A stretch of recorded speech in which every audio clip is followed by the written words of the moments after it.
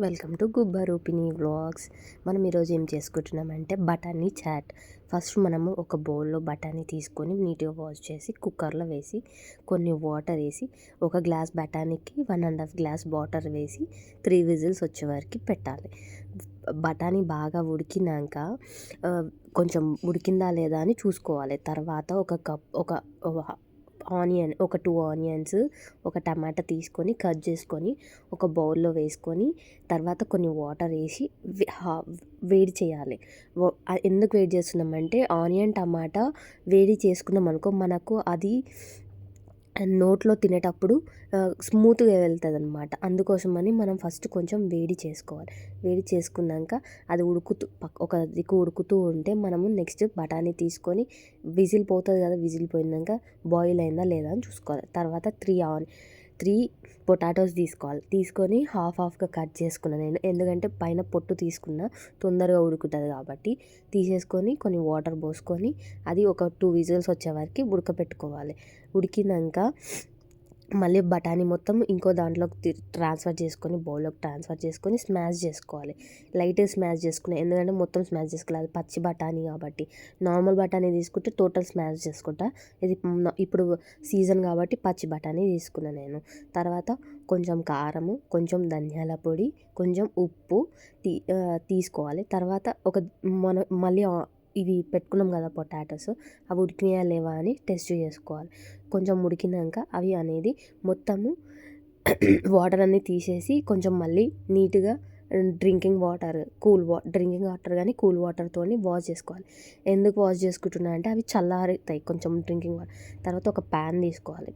కడాయి అన్న ప్యాన్ అన్న మన ఇష్టం. నేనైతే చపాతీ రొట్టెలు కాల్చే పెంచు తీసుకున్నా. దాంట్లో కొంచెం ఆయిల్ వేసుకొని హీట్ అయినాక కొంచెం హీట్ అవ్వగానే ఫస్ట్ మనము బాయిల్ చేసుకున్న ఆలు ఉంటుంది కదా, అది స్మాష్ చేసుకొని వేసుకోవాలి.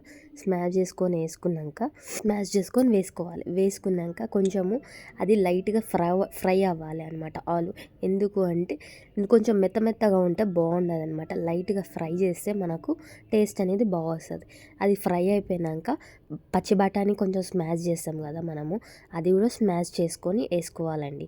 వేసుకున్నాక అది కొంచెం ఒక 1 స్పూన్ వరకు నేను వేసుకున్నాను. తర్వాత కొన్ని వాటర్ వేసి బాగా మంచిగా మిక్స్ అయినాక ఇప్పుడు మనం ఒక సైడ్కి ఆనియన్ టమాటా కూడా ఉడికించి పెట్టాము కదా, మనం బాయిల్ చేసి పెట్టాము కదా, అది కూడా కొంచెం వేసుకొని వాటర్ వేసుకొని లైట్ అలా స్మాష్ చేయాలి.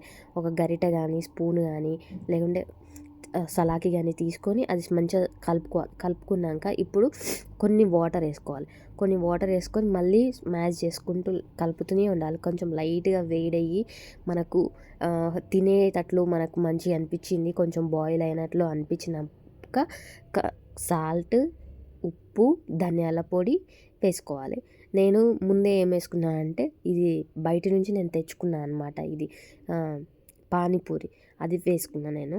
పూరీలు నేను ఇంట్లో చేసుకోలేను కాబట్టి నేను బయట నుంచి పూరి వేసుకొని కొన్ని వాటర్ వేసుకొని మిక్స్ చేశాక ఇప్పుడు కారం ఒక 2 స్పూన్స్ కారం, మేము ఇది వాడతాం అనమాట బందరకాయ పొడి, అందుకోసం మేము కొంచెం కారం ఎక్కువ తింటాం. 2 స్పూన్స్ కారం, 1 స్పూన్ సాల్ట్, హాఫ్ స్పూన్ ధనియాల పౌడర్ వేసుకొని నేను బాగా మిక్స్ చేసుకున్నాను. అంత మొత్తము లైట్ కలిపే వరకు చూసుకోండి. కలిపి బాగా వేడి అయినాక లాస్ట్కి నేను గార్నిష్ కోసం కొంచెము ఇది యాడ్ చేశానండి, కొత్తిమీర యాడ్ చేస్తే ఫ్లేవర్ వస్తుంది కాబట్టి ఇష్టం ఉంటే మీకు పుదీనా కూడా యాడ్ చేసుకోవచ్చు. నా దగ్గర లేదు కాబట్టి నేను యాడ్ చేసుకోలేదు. పుదీనా కొంచెం యాడ్ చేస్తే మింట్ ఫ్లేవర్ అనేది చాలా వస్తుంది కాబట్టి నేను అంత ఇష్టపడను కాబట్టి నేను యాడ్ చేయలేదు. ఓన్లీ నేను ధనియా యాడ్ చేశానండి, అంతే. లాస్ట్కు ఇష్టం ఉంటే షుగర్ యాడ్ చేసుకోవచ్చు. యాడ్ చేసుకొని లాస్ట్కి కొంచెం మంచిగా వేడైనాక సర్వింగ్ బౌల్లో తీసుకొని పైన ఆనియన్ మళ్ళీ పానీపూరి వేసుకొని రెడీ అవుతాయి ఎమ్మీ